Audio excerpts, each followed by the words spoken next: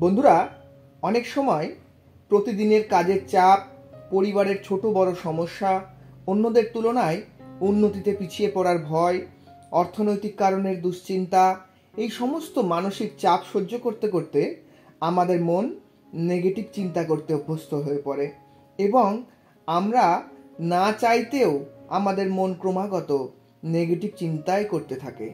ফলে আমাদের জীবনের শান্তি নষ্ট হয়ে যায়, আমরা ক্লান্ত হয়ে পড়ি, সব কিছু ছেড়ে ছুড়ে দূরে কোথাও পালিয়ে যেতে ইচ্ছা করে। আজ আমি আপনাদেরকে কয়েকটা টিপস দেবো, যেগুলো কাজে লাগালে আপনারা আপনাদের জীবন থেকে নেগেটিভ চিন্তাকে দূর করতে পারবেন। টিপস নাম্বার 1, মনে কিছু জমিয়ে না রাখা। ধরুন, অনেক সময় এরকম হয়, কারোর কোনো ব্যবহার বা কাজ আপনার খারাপ লাগলো, এবার সেটা নিয়ে আপনি মনে মনে সারা দিন ধরে চিন্তা করে যাচ্ছেন। এর ফলে আপনি মানসিকভাবে ক্লান্ত হয়ে পড়বেন। এটা না করে আপনি তার সাথে কথা বলার চেষ্টা করুন, যে সমস্যাটা আপনাদের মধ্যে হয়েছে সেটা আলোচনার মাধ্যমে মিটিয়ে নেওয়ার চেষ্টা করুন। আর যদি সেটা সম্ভব না হয়, তাহলে বাড়ি ফিরে একটু ফ্রেশ হয়ে সাদা কাগজে আপনার মনের কষ্টটা লিখে ফেলুন এবং সেই কাগজটিকে পুড়িয়ে ফেলুন। দেখবেন অনেক হালকা লাগবে। টিপস নাম্বার 2, একা না থাকা। দেখুন বন্ধুরা, আমাদের যখনই অ্যাংজাইটি, ডিপ্রেশন, মন খারাপের মতো কোনো মানসিক সমস্যা হয়, আমরা একা থাকতে শুরু করি।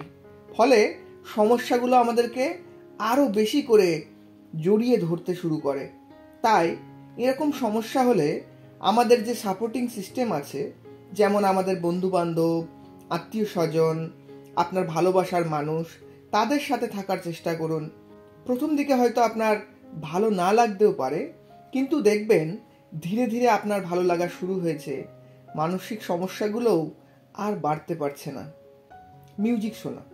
বন্ধুরা, কথায় বলে, শিশু, ফুল আর গান আমাদের মন ভালো রাখার উপকরণ। তাই মন খারাপ থাকলে আপনার পছন্দের মন ভালো করা কোনো একটা গান, সেটা মন দিয়ে শুনুন।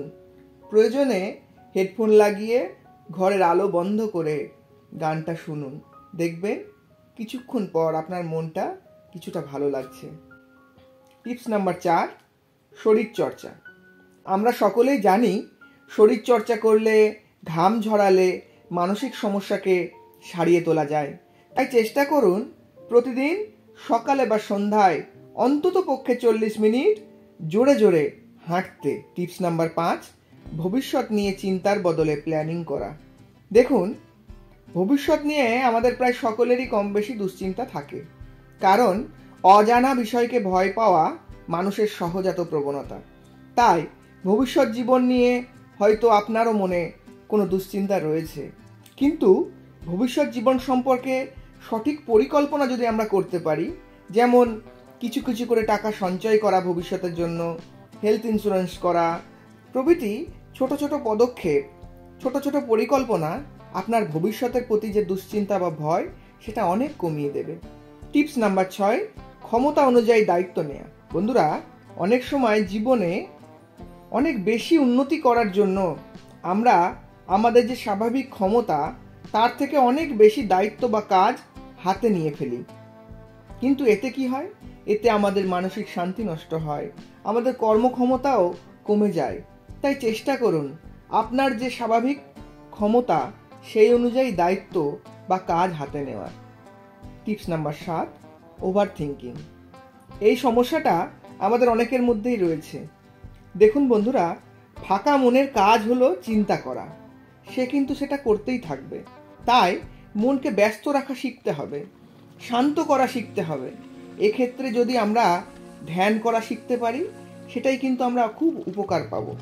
ইন্টারনেট থেকে আজই ধ্যান করার কয়েকটা পদ্ধতি, কিছু সহজ উপায় শিখে রাখুন এবং ধীরে ধীরে অভ্যাস করার চেষ্টা করুন। দেখুন আপনার ওভার থিঙ্কিং, অতিরিক্ত দুশ্চিন্তা করার অভ্যাস অনেকটা কমে যাবে। টিপস নাম্বার 8, সঠিক ভোজন ও ঘুম। বন্ধুরা, আমরা যদি উল্টোপাল্টা খাবার খাই এবং আমাদের বদহজম হয়, তাহলে আমাদের মনও চঞ্চল হয়ে ওঠে।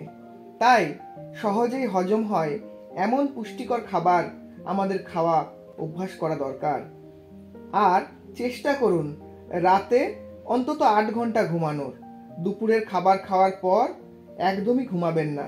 দেখবেন আপনার মানসিক চঞ্চলতা অনেকটাই কমে যাচ্ছে। টিপস নাম্বার 9, ভালো বই পড়া। এটা খুব ভালো একটা অভ্যাস।